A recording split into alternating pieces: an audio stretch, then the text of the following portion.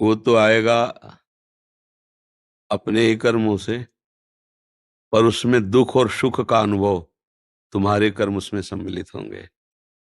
अगर आपने पूर्व में जो जीव पुत्र रूप में आ रहा है उसके साथ अभद्र कर्म किए हैं, तो आकर के जीवन भर आपको जलाएगा, आपको दुख देगा। और आपने भद्र माने मंगलमय कर्म किए हैं, तो जीव पुत्र बन के आएगा, तुम्हें सुख प्रदान करेगा। अब यदि इस समय भजन कर लो भगवान का, तो तुम उसके भी भाग्य को बदल सकते हो और अपने भी भाग्य को बदल सकते हो। ये भजन ही एक ऐसा कर्म है जो सब सुधार देता है। मार्कंडेय ऋषि के पिता महाराज मृकंड ने देखा, बहुत ज्योतिषाचार्य थे, कि 5 वर्ष में मेरे पुत्र की आयु खत्म है, मर जाएगा। बड़ी चिंता हुई कि जीवन भर भजन करते रहे, तपस्या की। पहले प्राय हम सब ऋषियों की ही संतान हैं, रहते गृहस्थ में थे पर पूर्ण ऋषि तपस्वी मुनियों की तरह हैं। हम सब ऋषियों की संतान हैं। जब गोत्र पूछा जाए तो देखो नहीं बोलते भरद्वाज गोत्र, याज्ञवल्क, गा, हम सब ऋषियों की संतानें हैं। हाँ, तो उन्होंने लगा कि कैसे क्या कर सकते हैं कि 5 वर्ष के बाद ये बालक जीवित बना रहे। अब पिता का कर्म शुरू हो रहा है। पूर्व संयोग इतने ही वर्ष का था, अब उनका नया कर्म काम कर रहा है। उन्होंने विचार किया, भगवान के भक्तों और संतों में विशेष सामर्थ्य है। यदि संतों को साष्टांग दंडवत करे और संतों का आशीर्वाद मिले, तो मैं इसे मृत्यु से भी बचा सकता हूं। उनको पता था, उनकी श्रद्धा थी, उनकी भावना थी। तो प्रायः पवित्र नदियों के किनारे ही ऋषियों के आश्रम होते थे, तो गंगा जी के समीप ही, हाँ, तो घाट में खड़ा कर देते। जो भी संत दिखाई देते, वैष्णव तिलक या शैव तिलक, वो सबको आदेश कर, छोटा सा बालक 2 वर्ष 3, साष्टांग प्रणाम करो, साष्टांग प्रणाम करो। उनकी सेवा यही थी, प्रसाद पाओ और जाके घाट में खड़े हो, जो भी संत दिखाई दे साष्टांग प्रणाम करो।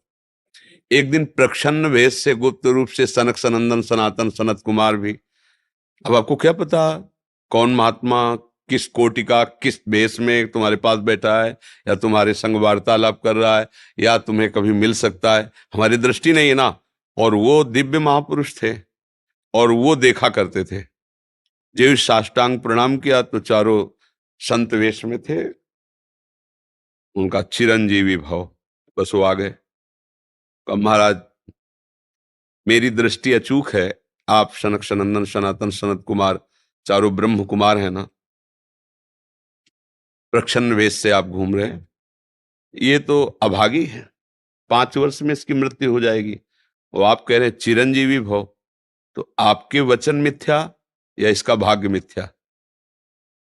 इसी इसी बात में बैठे थे कि कोई ना कोई महापुरुष जब फंसेगा तो ये भाग्य को मिटा सकता है, साधारण थोड़ी मिटा पाता है, महापुरुष ही मिटा पाता है, उसमें सामर्थ होती है।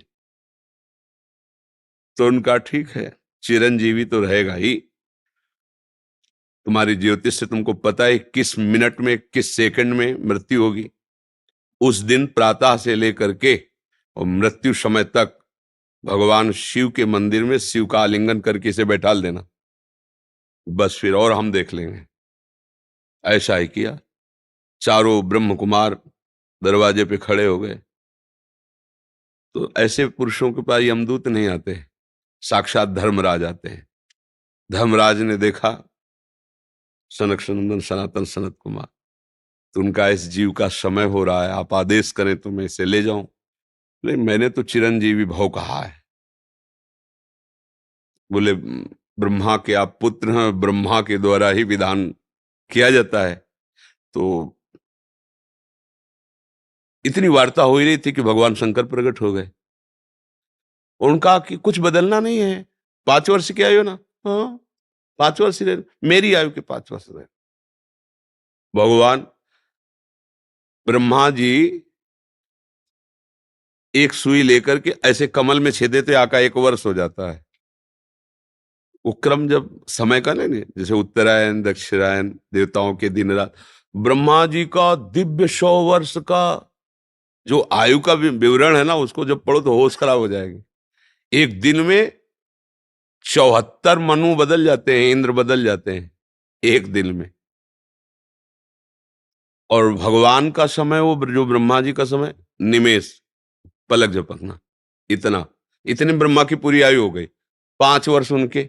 आज तक मार्कंडेय जी जीवित है, उनको चिरंजीवी ऋषि कहा गया है मार्कंडेय जी का। अगर पिता भगवान का भजन करे तो अपने भाग्य और पुत्र के भी भाग्य को बदल कर जैसा चाहे वैसा कर सकता है। भावी मेट सके त्रिपुरारी। अगर भजन बल है तो फिर आनंद ही आनंद है, नहीं तो दोनों के कर्म संयोग से ही संयोग बनता है। तो तुम्हारे लो पुत्र रूप में आ रहा है। अभी हमारा आपका पूर्व जन्म का कोई संयोग तो आपको देखते ही चिढ़ पैदा हो जाएगी। आप ऐसे वचन बोलेंगे कि मेरा हृदय जलने लगे, लगे ये आदमी क्यों आया हमारे सामने। वो हमारा कर्म है जो आपको भी जला रहा है, मेरे को भी जला रहा है, दोनों में द्वेष पैदा कर रहा है।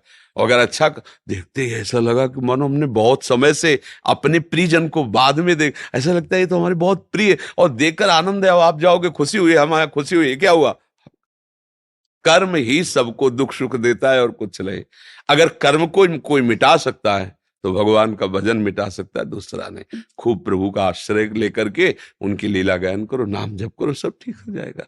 और गर्भस्थ शिशु को भगवत चर्चा सुनानी चाहिए, उससे प्रभाव पड़ता है। जैसे माँ गर्भवती है तो चाहिए कि स्वयं स्वाध्याय करे या फिर परिवार के जन कथा कह रहे हो, चुपचाप शांति से बैठ के सुने और नाम जप करे, तो गर्भस्थ शिशु पर उसका प्रभाव पड़ता है। जैसे प्रहलाद जी जब कयाधु जी के गर्भ में थे तो नारद जी अपने आश्रम में लेकर के उनको भी भगवत चर्चा भक्ति का उपदेश किया, तो ऐसे महान भागवत 5 वर्ष में विश्व विजेता हिरण्यकश्यप को परास्त कर दिया। 5 वर्ष की आयु प्रहलाद जी की है और विश्व शक्ति संपन्न हिरण्यकश्यप परास्त कर दिया। अभिमन्यु जी गर्भ में ही थे, चक्रव्यूह का भेदन की क्रिया बताई तो 6 द्वार भेदने की क्रिया तक वो जगती रही, 7वें में सो गई। तो फिर वो मतलब गर्भस्थ शिशु पर बाहरी चर्चा का प्रभाव पड़ता है, बाहरी आचरण का प्रभाव पड़ता है। यदि हम नाम कीर्तन, भगवत चर्चा, भगवत कथा वार्ता, तो उसमें भक्ति का अंकुरण हो जाएगा, गर्भस्थ शिशु में उसका प्रभाव पड़ जाएगा। अंकुश जी हरियाणा से। राधे राधे शिव। राधे राधे महाराज जी। गुरुजी, मन को हमेशा सांसारिक सुख की मांग ही रहती है और इष्ट देव से भी यही मांग करता है। हाँ, क्योंकि हम उतना ही जानते हैं। जैसे बालक है ना, वो माता पिता की गोद में बैठ के क्या मांगेगा, खिलौना ही तो मांगेगा, क्योंकि उसकी बुद्धि का विकास नहीं हुआ, वो उतनी बात जानता है। तो हम लोग देहाभिमानी जीव हैं, देह भाव से युक्त हैं। तो देह भाव में 5 ज्ञानेंद्रियां, 5 कर्मेंद्रियां, अंतःकरण चतुष्टय, ये पूरा का पूरा यंत्र हमारा जितना है वो सब संसार में ही लगा हुआ है। तो संसार ही मांगता है अच्छा देखने को मिले, अच्छा खाने को मिले, अच्छा भोगने को मिले, अच्छा सुनने को मिले, हमारा शरीर सुखी रहे, हम जिससे संबंध रखें वो सुखी रहे, इतनी भावना है। भावना तो ठीक है लेकिन गलत जगह में है। सुखी रहने की भावना तो हमारा अधिकार है, क्योंकि हम सुख सिंधु प्रभु के अंश हैं, हमारा स्वरूप भी सहज सुख राशि है, तो मांग तो सुख की होगी, पर गलत जगह में। भगवान ने दुखालय संसार को लिखा है और आप उसमें सुख खोजेंगे तो नहीं मिल पाएगा, आज तक नहीं मिला। सब कोई भोग ही भोग रहा, कोई बिरला ही योगी होता है, बिरला ही कोई अपनी इंद्रियों को, नहीं तो सब खुला ही छोड़े। क्या मिला आज तक, क्या हाथ आया, वही वासना, वही चिंतन, फिर वही नवीन भोग की इच्छा। इसलिए कुछ तो थोड़ा बैठ के सोचना चाहिए कि अगर कुछ होता तो इतनी बार भोगा, मन तो कह देता ना कि थोड़ी शांति मिली, लेकिन नहीं। जितना भोगो उतना ही अशांत, जितना भोगो उतना ही खोज और शुरू। इसका मतलब दिशा ठीक नहीं है, दिशा ठीक करो, भगवान के सन्मुख हो। संसार की तरफ मुख करके चलोगे तो अंत नहीं है, और इधर मुख करके चलोगे तो थोड़ी देर जलन रहेगी जब तक पाप नष्ट नहीं होते, फिर इसके बाद कदम कदम पर परमानंद है। हृदय शीतल आनंद से भर जाएगा। बार बार प्रभु को प्रणाम करके आप कहोगे प्रभु बचा लिया मुझे, संसार की जलन से बचा लिया है। तो चाहे कामना से युक्त हो चाहे निष्काम हो, पहले तो डट के प्रभु की तरफ लगना चाहिए। ये सब बातें छोड़ दे, हमें जो चाहिए हमारे बाप हो आप ही को तो देना पड़ेगा। प्रभु सबके पिता है, स्वामी है, मालिक है, ईश्वर है। तो भाई हमें नहीं ज्ञान है कि इससे बढ़कर कोई आनंद है, हमको यही आनंद लगता है तो हम यही चीज मांगेंगे। आगे वो खुद आपका भाव बढ़ाएंगे, तब आपको समझ में आया कि जो मांगा अभी तक तो सब व्यर्थ ही था। नहीं नहीं नहीं, मुझे ये नहीं, अब मुझे इससे बढ़कर आनंद चाहिए।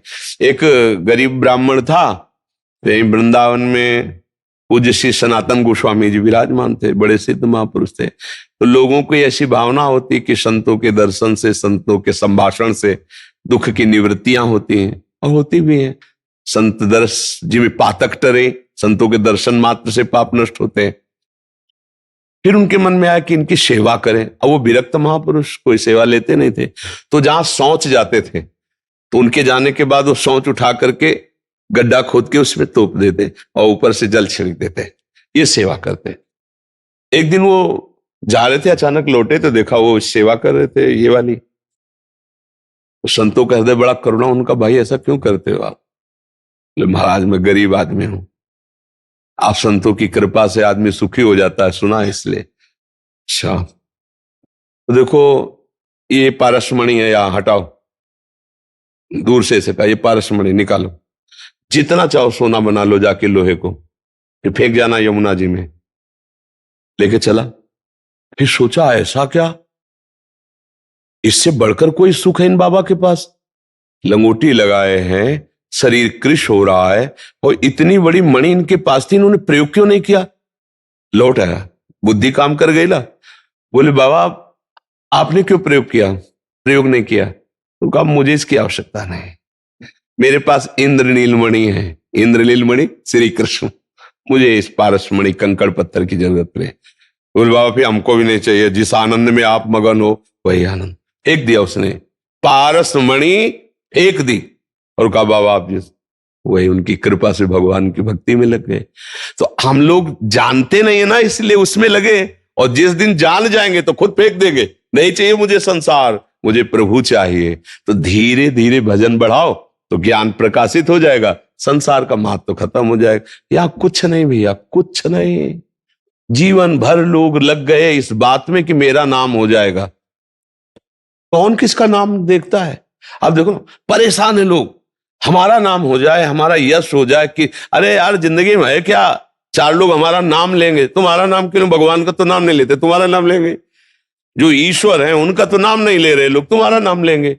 मर के चले गए सब, खंडेर पड़े हैं, बड़े बड़े चक्रवर्ती सम्राट राज्य करके चले, कुछ नहीं। सीधी बात है, धर्मयुक्त आचरण करो और भगवान का भजन करो, भगवान से प्रार्थना करो कि मुझे मार्ग दिखाओ, मैं कैसे चलूं, कैसे आगे बढ़ूं। वो बड़े कृपालु हैं, वो ज्ञान रूपी सूर्य उदय कर देंगे, ठीक से चल पाओगे।